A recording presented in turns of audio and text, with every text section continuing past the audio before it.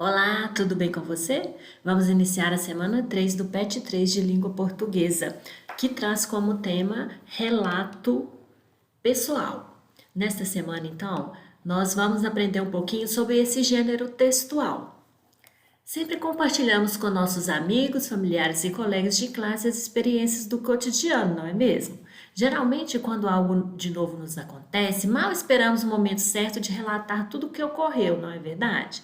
Trata-se de algo tão rotineiro e natural que nem nos damos conta de seus muitos aspectos. Então, quando você conta alguma coisa que aconteceu com você para alguém, você está fazendo um relato pessoal. Então, todos nós já fizemos um relato pessoal. Nós vamos aprender quais são as características desse gênero textual. Vamos à apresentação do gênero.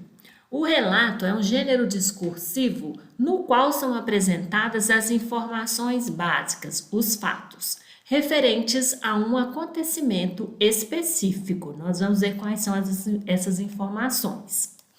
O principal objetivo do relato, seja oral ou escrito, é narrar para o ouvinte ou leitor uma sequência de acontecimentos. Por esse motivo, os relatos focalizam as ações. Então, quando eu vou contar algo, eu vou utilizar muitos verbos ali que retratam as ações do que ocorreu. Então, vamos ver aqui quais são as informações que contêm um relato pessoal. Esse tipo de texto, ele é escrito em primeira pessoa, porque quem está contando normalmente participa do fato. Então, o texto vai estar em primeira pessoa, eu ou nós. Também vai aparecer ali as experiências pessoais dessa pessoa que está narrando. Ela vai contar ali fatos que ocorreu com ela, fatos reais, verdadeiros. Vai haver também a presença de emissor e receptor. Vai ter alguém que está contando, narrando, e vai ter alguém ouvindo. Haverá também a presença de verbos no presente e, em grande parte, no pretérito, porque ela vai estar narrando um fato que já ocorreu. Além disso, esse texto de gênero textual, relato pessoal, ele tem um caráter subjetivo. Isso quer dizer que vai transmitir ali as sensações, as emoções, os sentimentos do narrador, do locutor, de quem está falando, de quem está escrevendo esse relato. Então, essas são as principais características do relato pessoal. Agora vamos ver quanto à linguagem. Cabe ressaltar que, como o próprio nome já indica, se é pessoal, obviamente que se manifesta pelo uso da primeira pessoa do singular. A depender do nível de convivência entre os interlocutores, a linguagem pode variar, indo desde um nível mais formal até o informal. Então, o tipo de linguagem vai depender ali de quem está falando. Se a pessoa tem mais instrução, ela pode utilizar um vocabulário mais apurado, ou se ela não tem, pode usar um vocabulário mais informal. E a situação também de com quem ela fala vai interferir no nível da linguagem, a adequação da linguagem ali, para quem que eu estou falando, com quem que eu estou falando. Então, isso também interfere no nível de linguagem que vai ser usado no relato pessoal. A circulação, onde que nós vamos encontrar esse gênero textual, relato pessoal?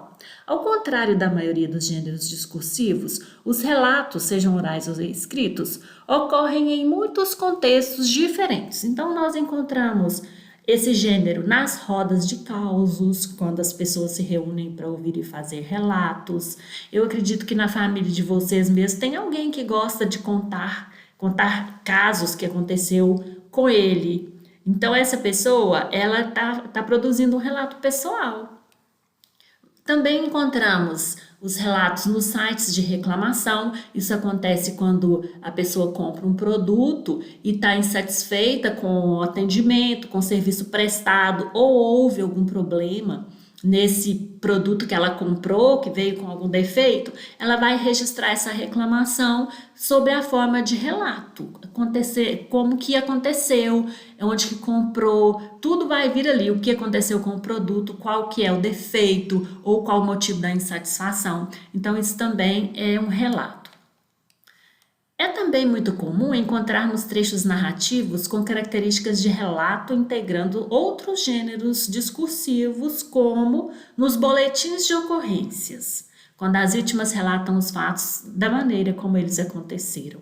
Então, quando ocorre um acidente ou alguma coisa assim desse gênero, as pessoas vão contar esse fato. Então, isso também é um relato. Ela vai descrever ali o que aconteceu, como que aconteceu, de que forma. Então, isso aí se enquadra também dentro do relato. As entrevistas orais ou escritas. Quando uma pergunta leva o entrevistado a reconstruir uma sequência de fatos ocorridos, ele recorre ao relato para elaborar sua resposta. Então, há algumas perguntas que são direcionadas para você narrar um certo fato, um certo fato ocorrido com você. Então, você também vai utilizar esse gênero para contar esse fato em primeira pessoa. Então, concluindo, o relato pessoal é um tipo de narração não ficcional de experiências vividas pelo autor. Não ficcional, ou seja, é um fato verídico, é um fato que ocorreu com a pessoa.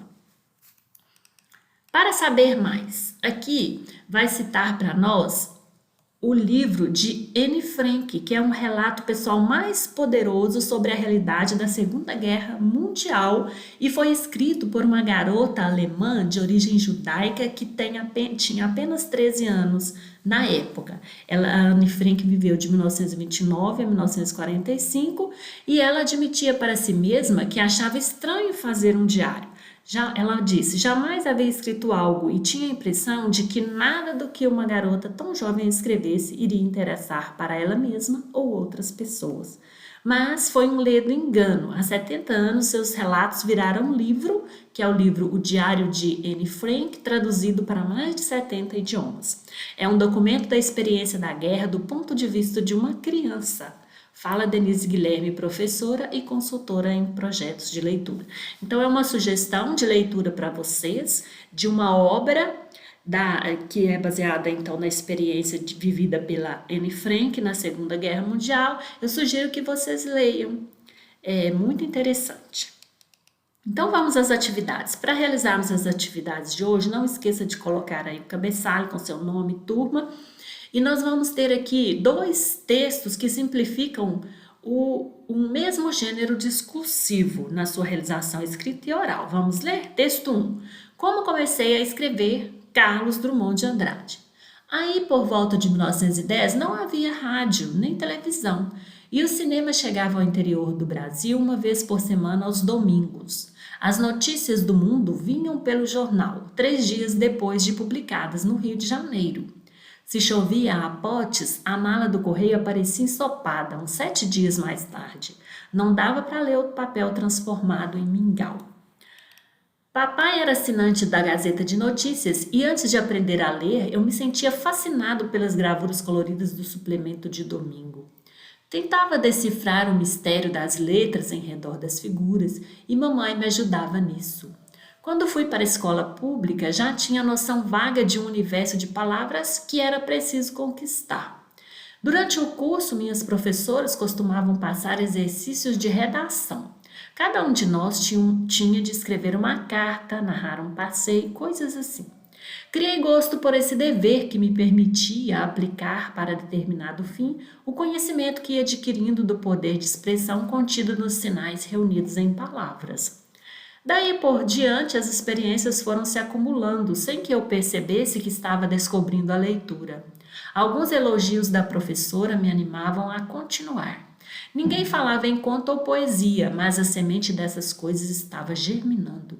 Meu irmão, estudante na capital, mandava-me revistas e livros, e me habituei a viver entre eles. Depois, já rapaz, tive sorte de conhecer outros rapazes que também gostavam de ler e escrever. Então começou uma fase muito boa de troca de experiências e impressões. Na mesa do café sentado, pois tomava-se café sentado nos bares, e podia-se conversar horas e horas sem incomodar nem ser incomodado. Eu tirava do bolso o que escrevera durante o dia e meus colegas criticavam. Eles também sacavam seus escritos e eu tomava parte nos comentários. tudo com naturalidade e franqueza. Aprendi muito com os amigos e tenho pena dos jovens de hoje que não desfrutam desse tipo de amizade crítica. Então, esse texto 1 aqui narra a experiência do Carlos Drummond de Andrade, de como ele se interessou pela escrita, de como ele se tornou escritor, de como ele trocava as impressões e as experiências com os colegas que também escreviam. Vamos ao texto 2. Maia Gabeira, a melhor surfista de ondas grandes do mundo, viu a morte de perto e está pronta para outra.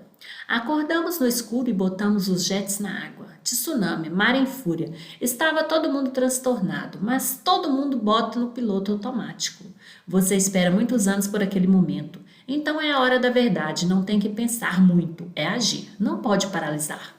Eu estava no jet com o Scooby e o gordo estava com o Burley. O Burley já entrou acelerando, botou o gordo na corda e capotou, perdeu o rádio de segurança, voltou correndo. Ai meu Deus, nunca vi isso, tá enorme, tá enorme.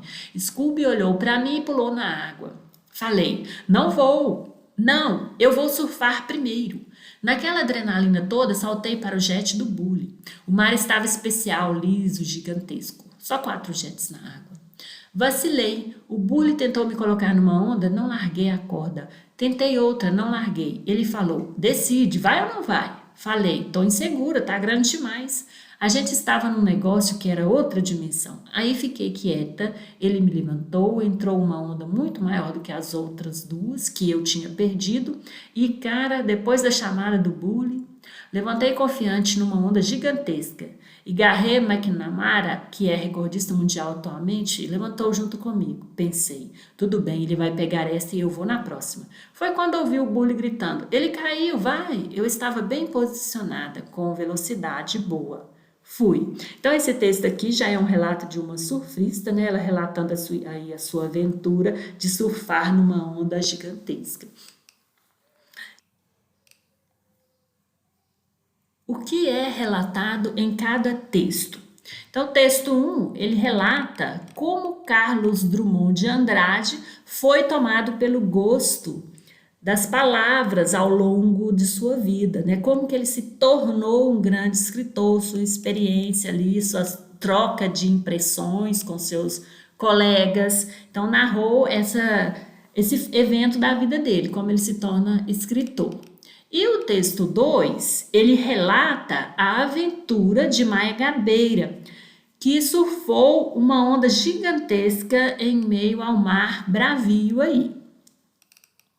Número 2. O texto 2 é a transcrição de uma parte da entrevista da surfista Maia Gabeira.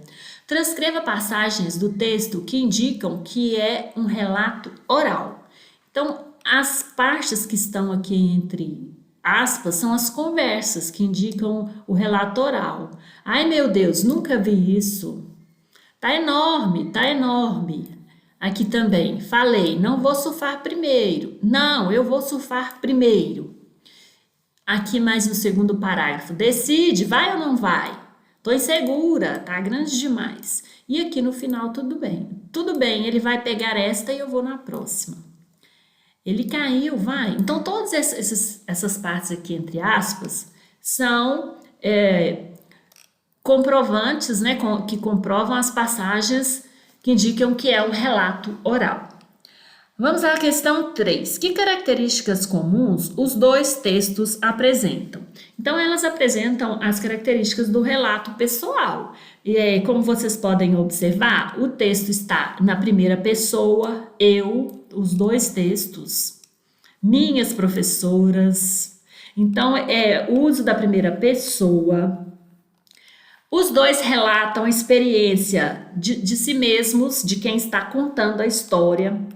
Os dois expressam sentimentos e sensações de quem está contando o fato e são utilizados verbos no pretérito. Os verbos estão no passado. Olha, tentou, levantou, entrou. Então, essas são as características comuns dos textos. Número 4. Aprendi muito com os amigos e tenho pena dos jovens de hoje que não desfrutam desse tipo de amizade crítica. O que Carlos Drummond quis dizer com essa fala? Essa fala aparece aqui no final do texto, que ele fala que que eles trocavam impressões e experiências, e que os colegas criticavam, que ele também sacava os seus escritos, tomava parte nos comentários, tudo com muita naturalidade e franqueza. E que ele tem pena dos jovens de hoje que não desfrutam desse tipo de amizade crítica. Então, o que ele quis dizer? Ele quis dizer que entre os amigos dele havia esse espaço para críticas. As críticas eram bem-vindas, porque ele utilizava isso para crescer como escritor.